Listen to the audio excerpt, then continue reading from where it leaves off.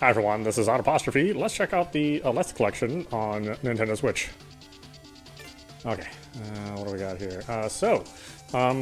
These games are actually from what we knew over here as the Master System, or the Game Gear, and they are part of the Aleste series. But I think U.S. audiences are more familiar with games that are made by Compile that are not directly in the series, but have the same design philosophies. So Star Soldier on NES, along with Guardian Legend, and then on the TurboGrafx, Blazing Lasers, various Star Soldier games on there.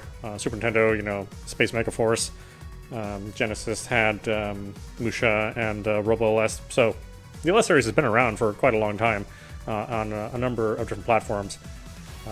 Yeah, let's take a look at this. This game is currently released in Japan. I believe it's making its way over here in North America and in Europe, but I don't expect this to be available until probably the fall, possibly the winter. There's not like a ton of translation that needs to go on, but there is some. I think the games themselves lend themselves pretty well to international audiences. But these shmups can have some pretty sophisticated stories, and unfortunately you'd miss out on some of that. Yeah, I don't think this would be a lot of trouble to translate, but you never know. Maybe I'm maybe not all well aware of that. But yeah, if you own a Master System, then you may have known this as Power Strike.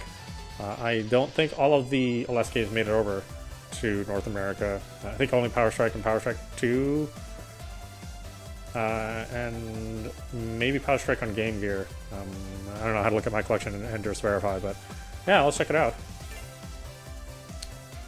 Yeah, we can play both versions, I don't know if there's a lot of differences between the two, but let's check out the original. Yeah, for the Mark III.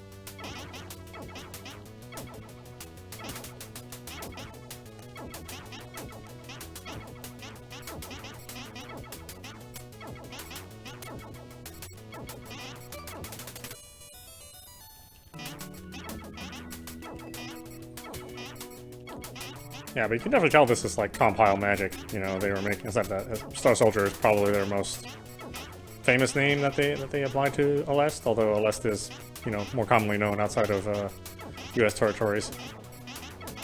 Yeah, they made a number of Star Soldier games which can follow the same formula, all of which were really good, especially if you were a TurboGrafx owner or a PC Engine owner. You got to enjoy a lot of these kind of games from Compile. And later on Hudson and Red, as the Compile influence started to go away. Jesus. I forget the default laser is the opposite laser, so it'll shoot in the same direction that you pointed at. I mean, sort of.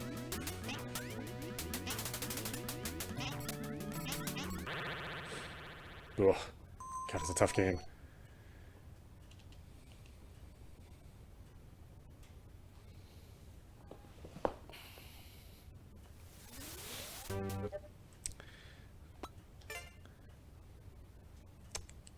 Yeah, then let's look at the Power Strike version. Like I said, I don't think there's a lot of differences between them.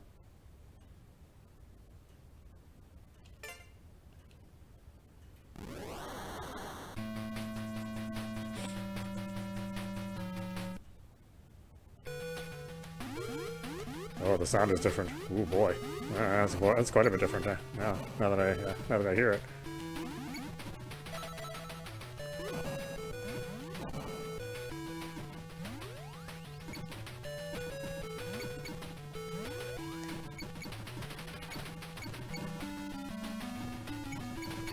Yeah, this is definitely not the version that I would pick to play. The sound is nowhere near as robust.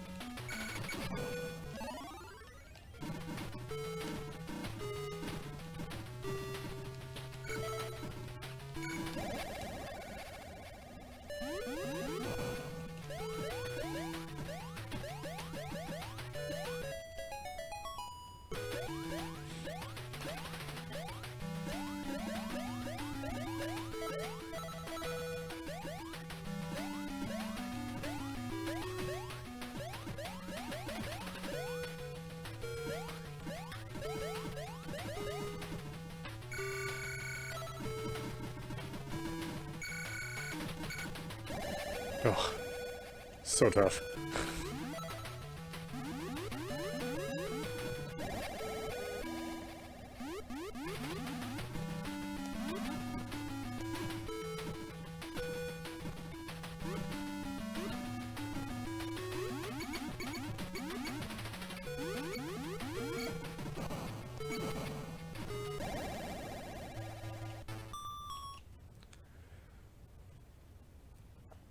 Yeah, I would definitely pick the Aleste version. I said the Power version is nowhere near as good sounding.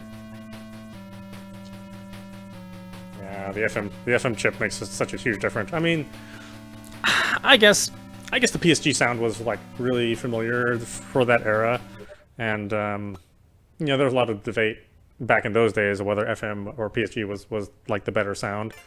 But for me, I really like those low tones from the FM sound chips. And I know there was some, you know, there's some cost concerns when they brought over the Master System over to the West. So, you know, I totally understand why the decisions were made the way they were made. But still, if you had a choice, you know, in the early 1930s, people have lived in poverty since, well, today. The Great Depression in 1929. How little things have changed. Being laid off from their job, a great amount of pirates became the sky pirates to survive the sea. Oh, he's so angry. And the sky near Italy had been plundered by them.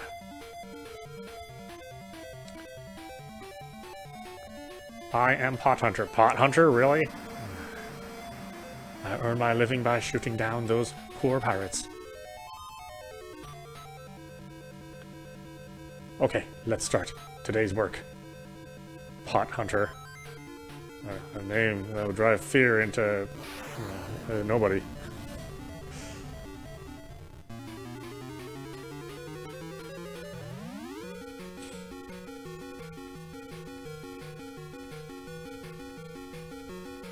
Yeah, I mean, Neptune is still a good series. I mean, the last one wasn't so hot, that third-person shooter they made.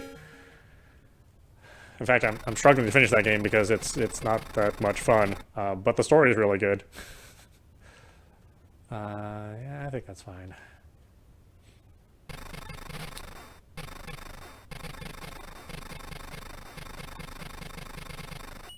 And the Destroyer.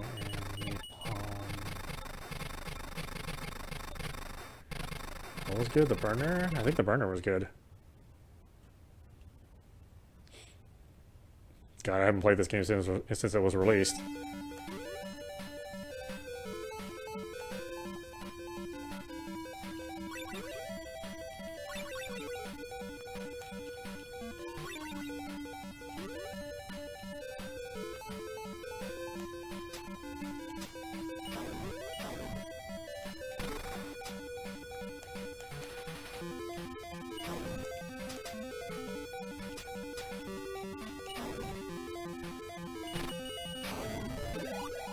Let's see, how slow? 2, I think, is fine.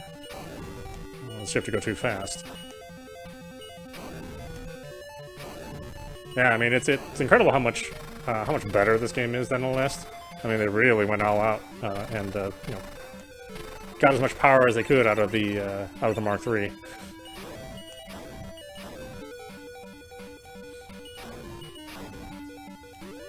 Yeah, it is almost a shame that the Master System really didn't make it over here. But you know, that's when Nintendo had its iron grip on third parties, and they had to sign those you know, ridiculous exclusivity licenses in order to get published over here. You know, that's back when Nintendo enforced the I want to say it was the 4-game rule. You're gonna do 4 games per year, or something like that. Maybe it was 8. I know it was a relatively small number. And we can't even imagine something like that happening now, but yeah, it definitely was a thing.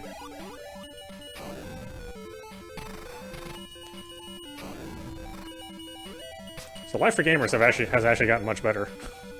You know?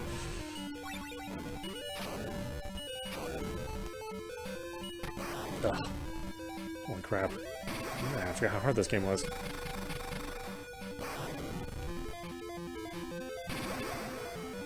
Yeah, later Aleste games were much easier, at least to start, and then they would just punish you later on. These early Aleste games, they just punish you right at the beginning.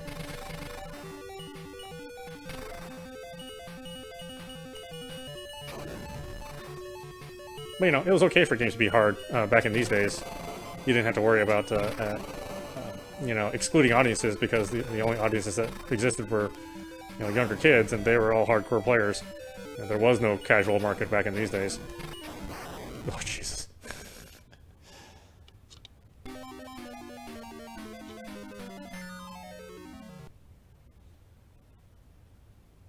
Yeah, that was a 5? Yeah, I couldn't remember. I knew it was a small amount.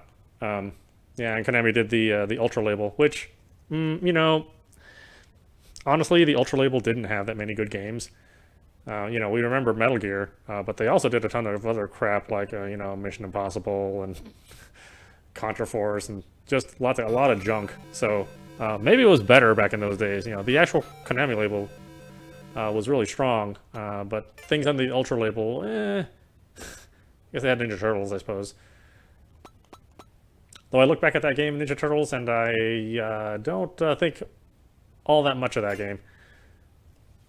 Even though there's nothing like necessarily wrong with it, it really isn't that much fun.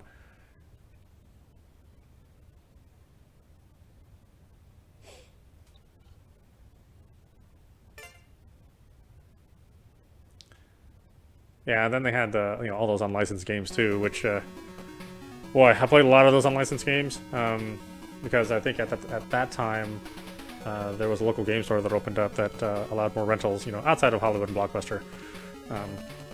I knew Blockbuster was the closest thing to my house, and, you know, it was all about movies and not so much games. So I didn't get to experience a whole lot of games until the game store started popping up, began getting more popular. Yeah, I remember Color Dreams. They were like one of the worst companies, but I think the only thing I liked out of them was like Crystal Mines. Then later on, they made that into a, you know, they reskinned it into a Bible game. I cannot remember the name of it, but it was interesting to see.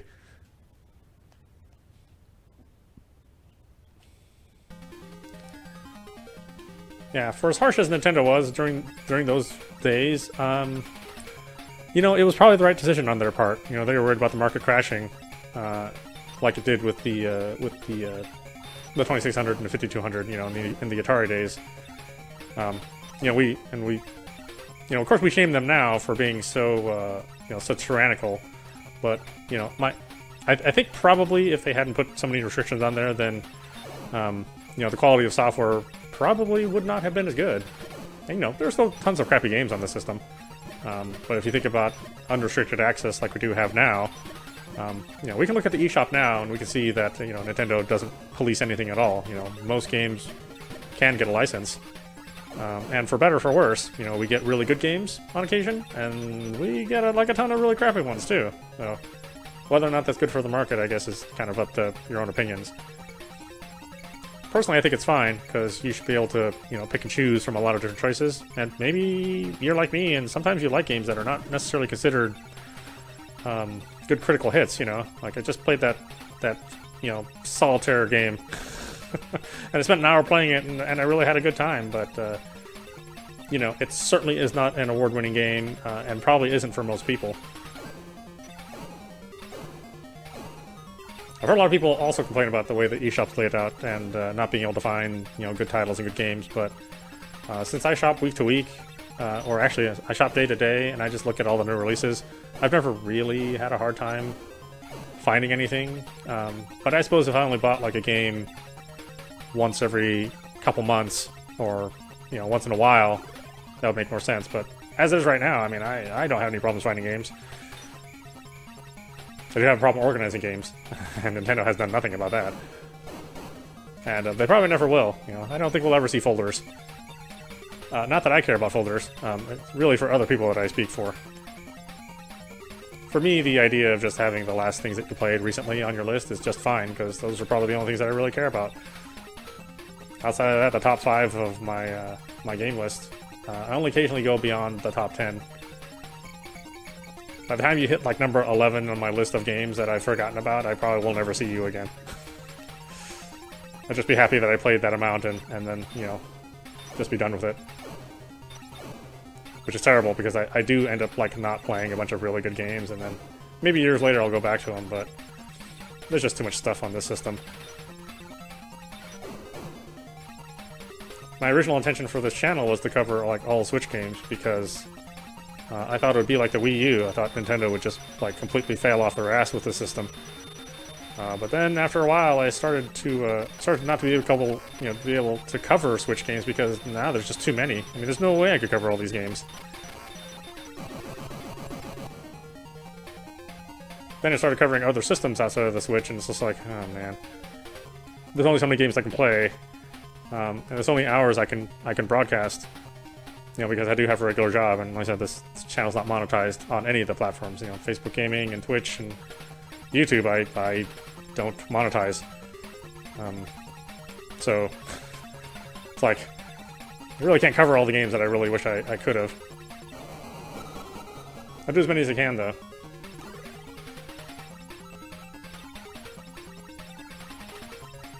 God, look how much advanced. Look how far Aleste's come in. This is the Game Gear version.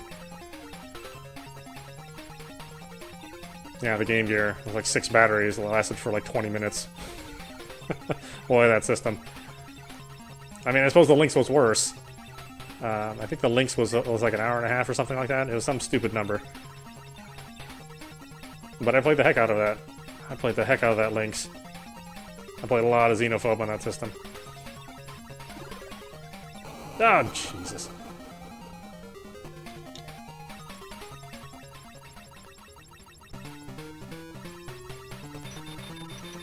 Yeah, boy, yeah, the penis boss. That penis boss would follow the Aleste series, you know, for many, many years to come.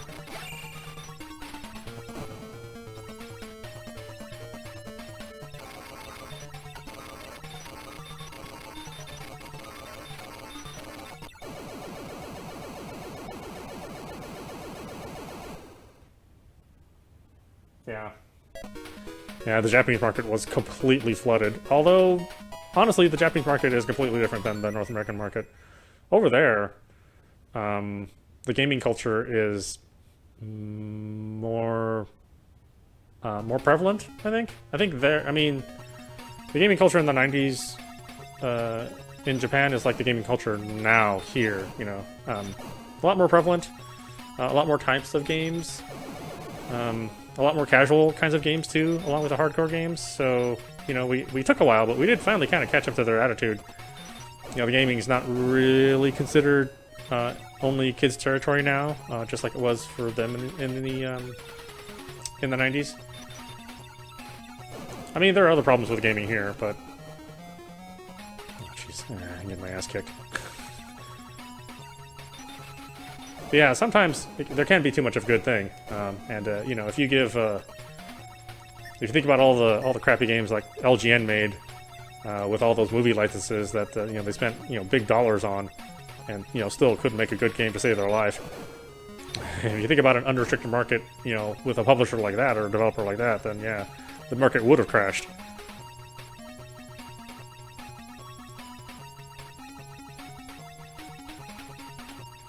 But thankfully, none of that came true. So you know, the market has survived and is now healthier than it's ever been. Especially during the pandemic. I mean, people really started becoming attached to games, and a lot of people who never would have considered gaming.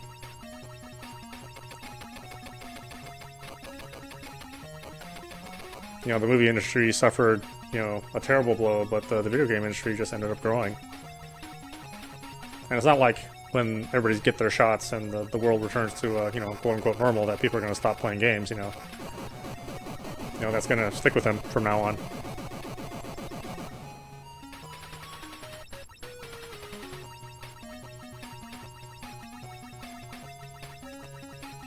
At least I hope so.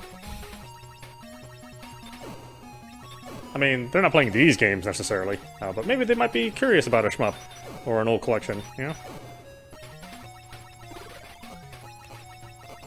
Oh, I didn't want this one. What the hell was I thinking? Oh, well.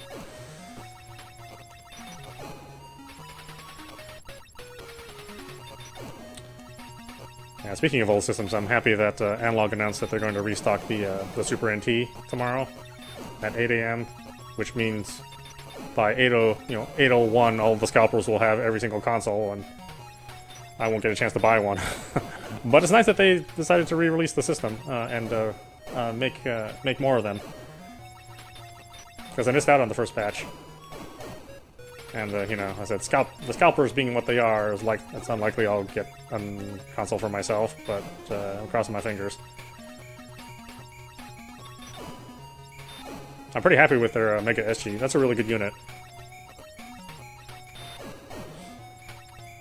I mean, if I really cared like a whole bunch about just having one system, I would just build myself a Mr. FPGA, but yeah, you know, I don't want to do that.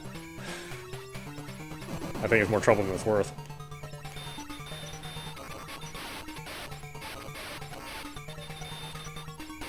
Yeah, now that I'm older, I like things simple. I don't want to have to build anything. I hate it when I have to build my PC. You know, I just absolutely hate it. But I have to do it every couple years. And every single time it gives me a headache. Ugh. Yeah, that was one awesome game. It's amazing what they did with the Game Gear.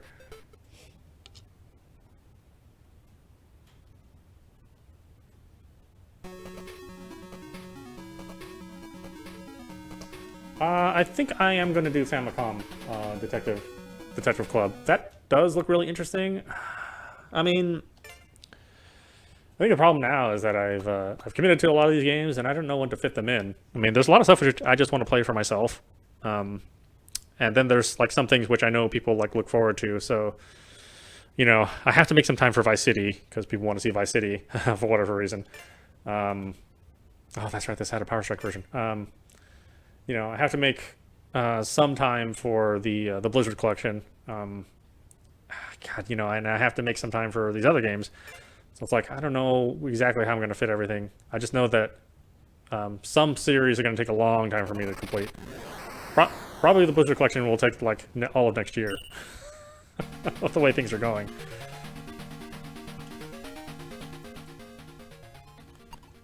And even then, I'm not necessarily looking forward to playing some of those games. I mean, I don't think they've aged all that well.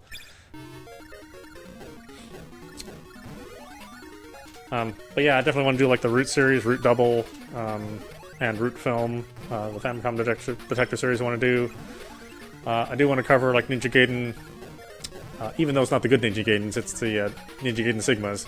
I'll still cover them, because I'm a sucker for that system, or I'm a sucker for that character in those games. Rising Masher? Let's do Rising Masher.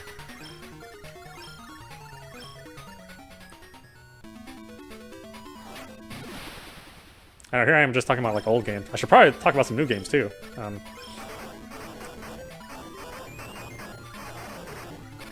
We'll see. I don't know. I guess I'm moody when it comes to games. You know, I don't like to play like an hour at a time. You know, I don't. I'm not your typical. Not your typical content maker. You know, I see like all of my favorite broadcasters. They're like 4 hours at a time playing a single game. I'm just like, ugh. I just want to watch these during lunch. Like, I don't want to commit to like half a day to watch a video. Yeah. So to me, an hour is just perfect. Anything longer than that, you know, it's usually like something like Yakuza, where you know you don't even get to save for like 2 hours. Even then, it's like I definitely feel myself getting tired of a game after an hour. In this case, there's like a ton of games inside of this game, so you know I don't get as weary. But yeah, to me, I'll watch these videos during lunch, and that's perfect for me. Or watch them like when I get up and go before I go to work. I mean, that's the kind of that's the way I consume content. So that's why I make the videos the way they are. I know it pisses people off sometimes that I don't do like a full playthrough, you know, one big shot that they can watch. But yeah, I tell you, man, with all these games coming out, I could never do that. I could never just divide, you know, one piece of attention just to one game. As good as it is, you know. Just like that Lost Pages game was really, really good, and I want to play more of it. But now there's like 12 other games that came out, and I just don't know when I'm going to get to the end of that game. The only good news about that game is that it's a little shorter.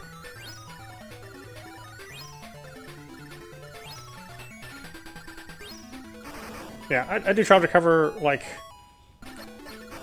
well, I don't cover, like, the largest games, you know, unless I consider them, like, core franchises. Like, of course I'm going to cover Breath of the Wild 2.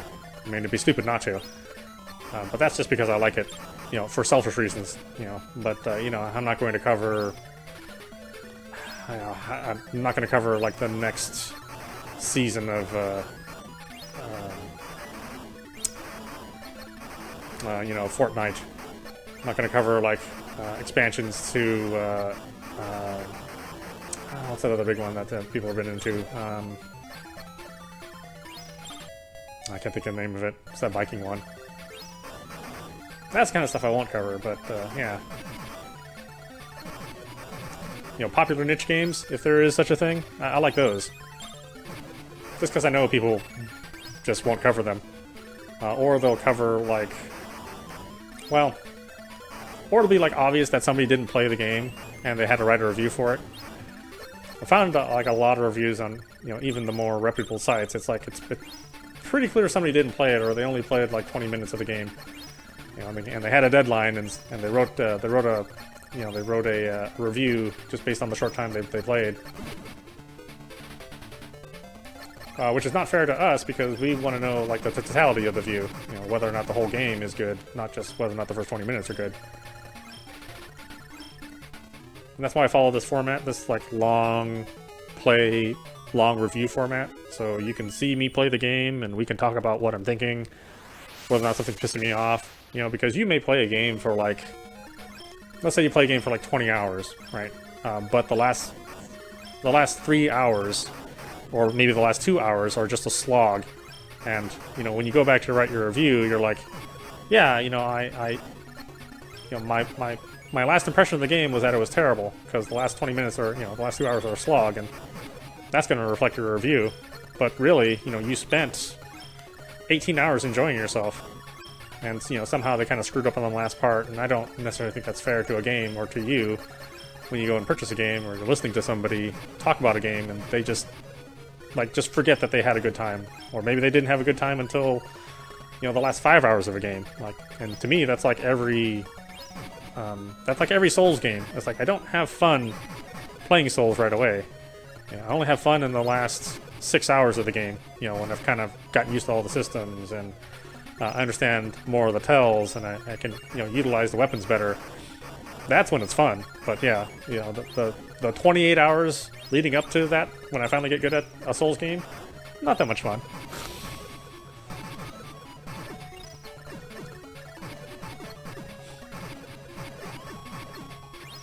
I think that's why I like shmups so much. It's like, you can just have fun right away. Like, you hit the start button, and within like a minute, you know whether or not you're gonna like the game.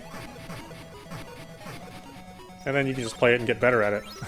You know, you don't have to, like, wait for the good stuff, you know, until you can finally earn the thing that makes the game fun. I don't know. I think my mind's just really simple.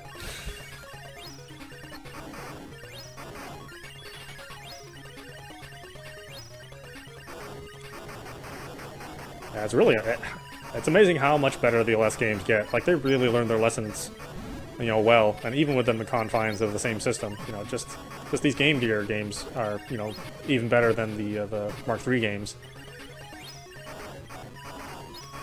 And then later on, when they were making games for the PC Engine, I mean, they really honed their craft down. I mean, those games are like some of the top tier shmups out there. Sort of struggled in the 32-bit era, but Compile was still making good arcade games. So I think after you know, they just couldn't deal with 3D, and 2D was dying out at that time. It's a real shame. But, you know, we have Puyo Puyo and Netonia, so they're not totally gone, but obviously the same people that were making Aleste games aren't there anymore. And the demand for an Aleste game is probably not high, I would guess.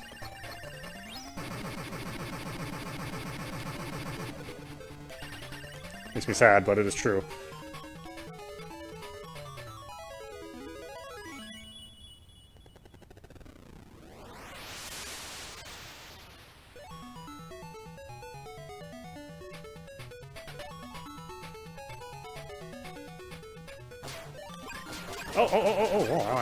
Oh, I forgot about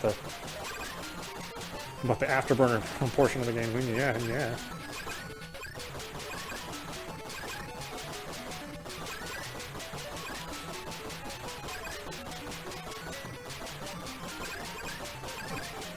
Hoping when Analog releases the Super NT, I can get the NES emulation working and we can play the Guardian Legend. I've been itching to play that game, but I refuse to break out my old Nintendo with my wired controllers and my, you know, composite video. You know, and that distinct buzzing sound that an old Nintendo makes because the connection's not totally grounded.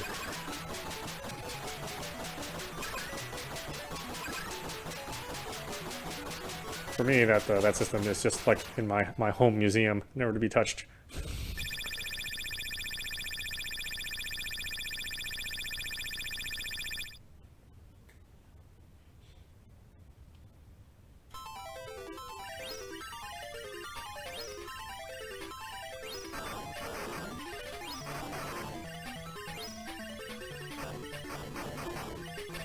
Honestly, playing a game like this, that's from the Game Gear era, I mean, I'm very happy to be playing it on a screen that doesn't have like one bright spot in the middle, or, you know, kind of off to the side. I can't even look at that screen anymore. God, it's so terrible. You know, the clarity's so bad. But, you know, we put up with it in the old days. We're just totally fascinated that it was color. Yeah.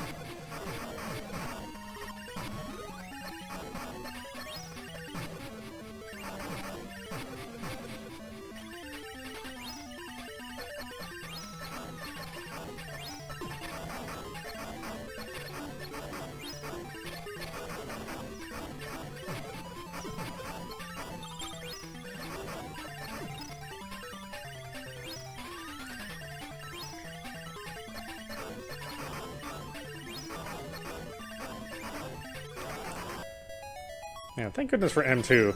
I'm just glad there's this group out there trying to preserve these titles. You know, otherwise, we would never have a good way to play these. Or would be, you know, we'd be left to the dogs with, you know, outrageous eBay prices. You know, scouring for old hardware and games, which, you know, are in limited supply. Now, these are all labors of love. You know, I don't know as far as like overall sales, you know, how well they do. And it doesn't seem like the folks at M2, you know, care all that much. As long as they get the game out and enough people support them, then, you know, it doesn't have to be massive profits. It can just be that pure game preservation, you know. Sort of like what Bluepoint does, although Bluepoint, you know, they only very specifically target, you know, the larger hits. Whereas M2 is like the opposite. They just target all the niche hits.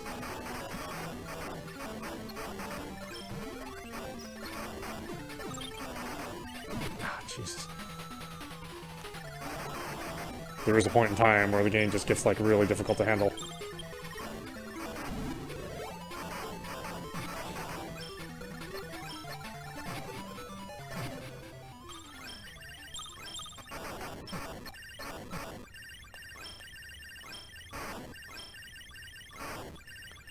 I'm still waiting for Blue Point to make Shadow of the Colossus again.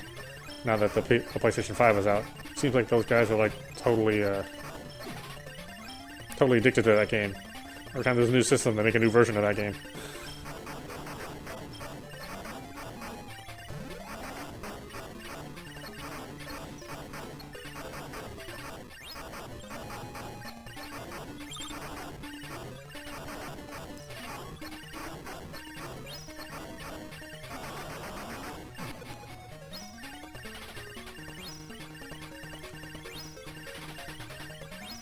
Boy, I wish I had some FM sound. Oh well. The system just wasn't capable.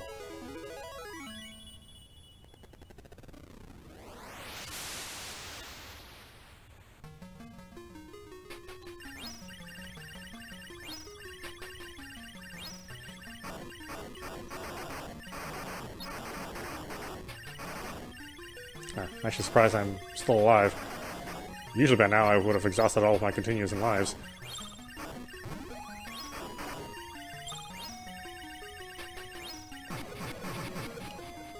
But, that being the case, we're kind of hitting the, what are we at, 38 minutes? Yeah, let's check out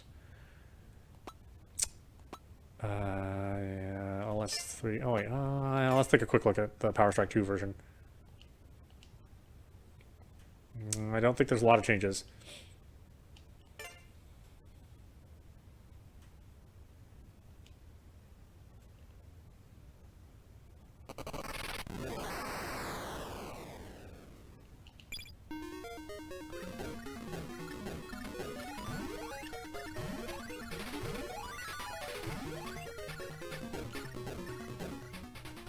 Are there less gun choices? It seems like there's less gun choices.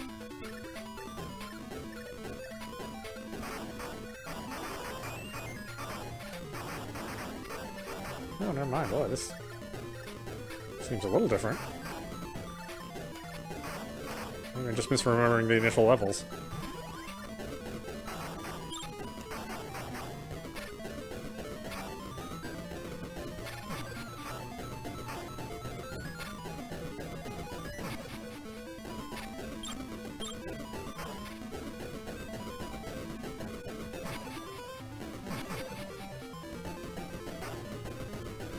Come to think of it, I should probably test out my Sega CD. It's been a while since I plugged it in. I do want to play through Robo-Aleste at some point in time. But it was making an odd grinding noise the last time I powered that thing on, like 6 years ago. I may have to repair it.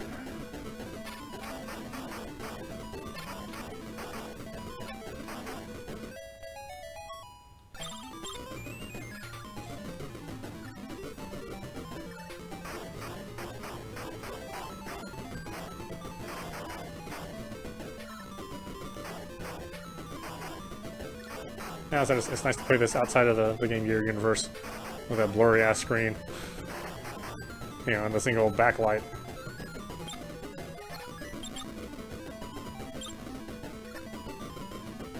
But again, it's what we had. And, you know, it wasn't even a large audience, unfortunately, for the Game Gear. Even though it was a nice system.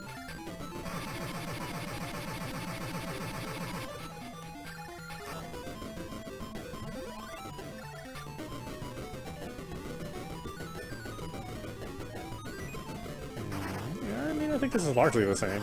I thought it was a little bit different, but I don't think so. I think it's basically the same. Although I remember there being more weapon choices at the beginning. I don't know how to go look at the footage again.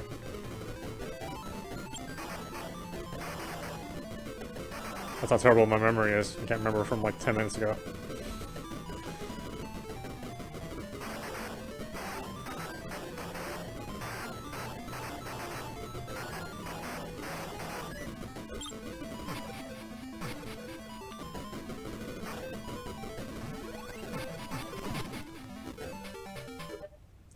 I love that game.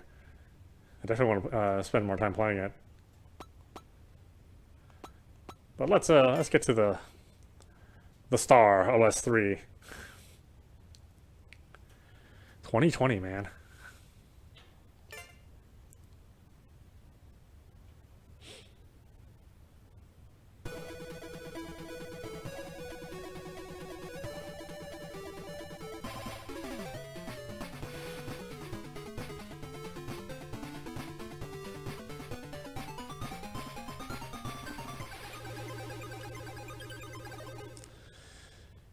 Alright.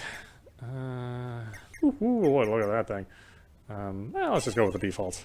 I'm sure it won't last long. Hacking Storm.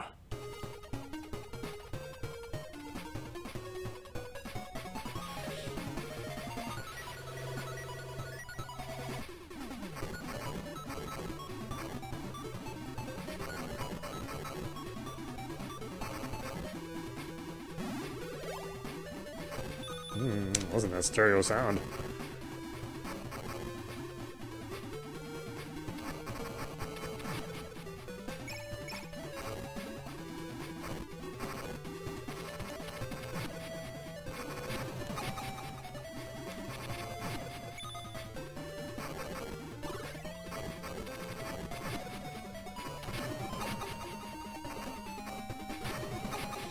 Yeah, I definitely think I'll spend a fair amount of time playing this one. I don't know if I could do it one credit. I kind of doubt it.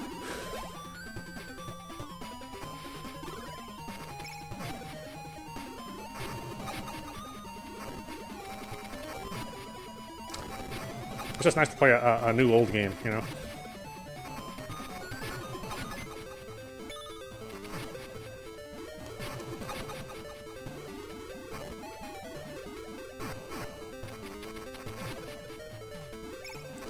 You know, the shmup genre's not dead. I mean, we did see a number of good shmup games released last year. You know, a lot of the really good classics are on the Switch now too. I mean, I still, as of yet, to need to finish Cinemora.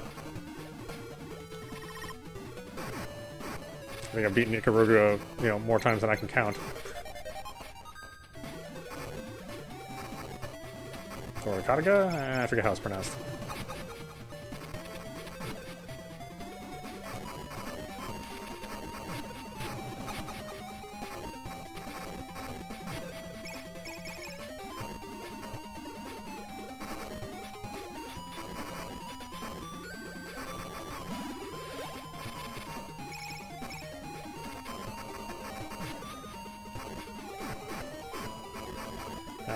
I do wonder how well this will do in the States, since it's such a limited market that would have been exposed to the Game Gear. And, for whatever reason, the Sega brand is not as strong as the Nintendo brand. Even in the price of used games and used systems, they just don't fetch as much. Which is really weird, because, I mean, it's not like the games are any worse. Oh, jeez. I guess Nintendo was just better at keeping their brand names alive, and Sega was just more than content to just let their properties die. Like, I'm still waiting for my Quartet collection. Where the hell is that?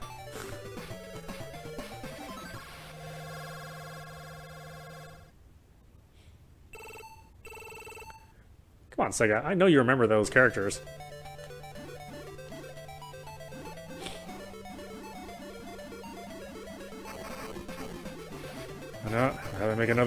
Rather make another Sonic game, which unfortunately does make them millions, for better or for worse.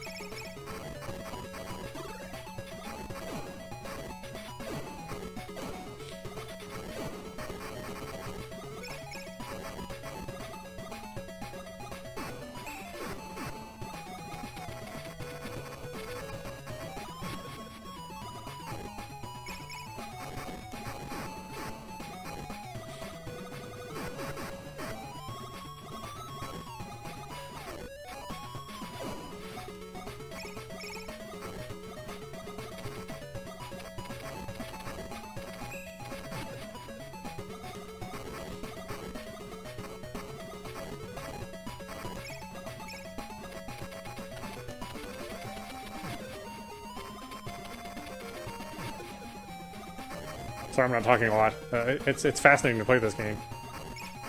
I said it's a new old game.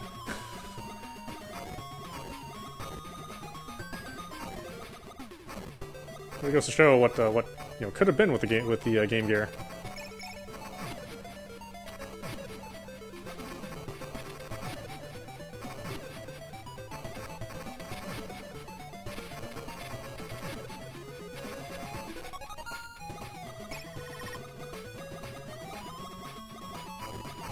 I forget which letter is good. I guess I'll just stick with C for now.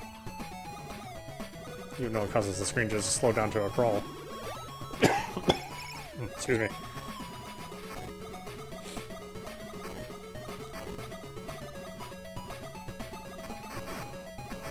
I definitely don't want A. A is not my thing.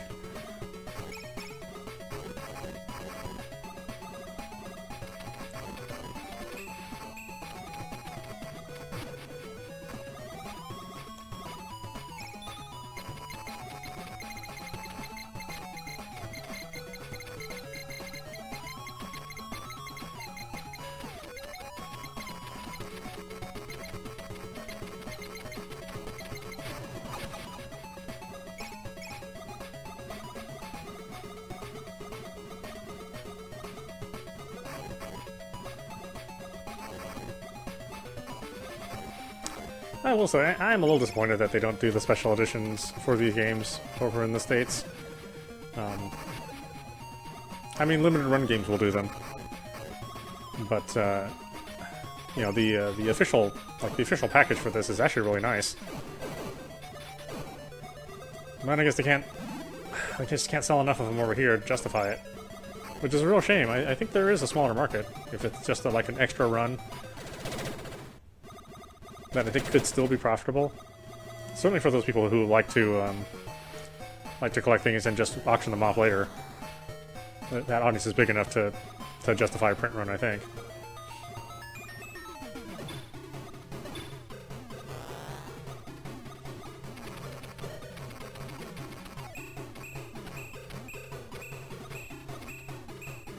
Oh, I don't know. I mean, I buy everything, so, you know, maybe I'm not the best person to ask about what would actually sell. Oh, you bastard. Oh, God!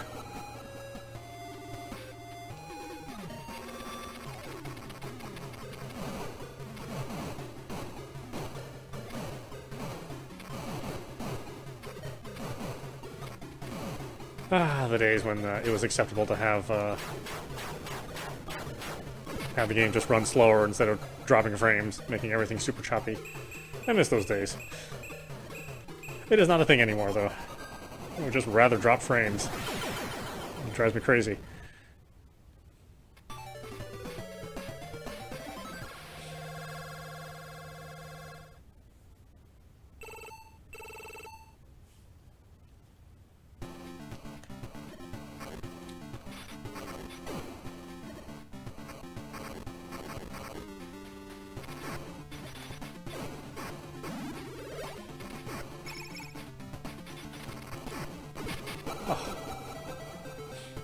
Really losing it now.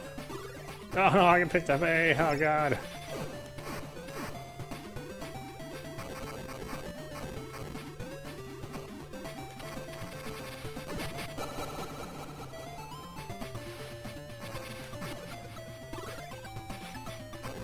What was D? Oh, D sucked too. Damn it.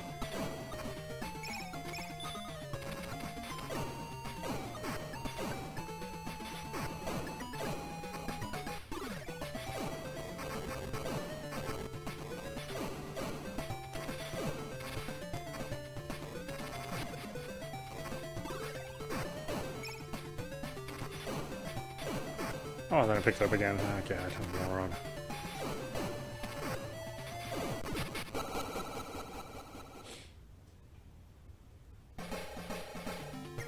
Ah, so cool. So cool playing being able to play Aleste 3. Alright, why don't we stop it there? This is audap. I'm watching the Aleste Collection on Nintendo Switch. Again, right now this is only available in Japanese territories, so we're going to have to wait a little while before it comes over to the US eShop.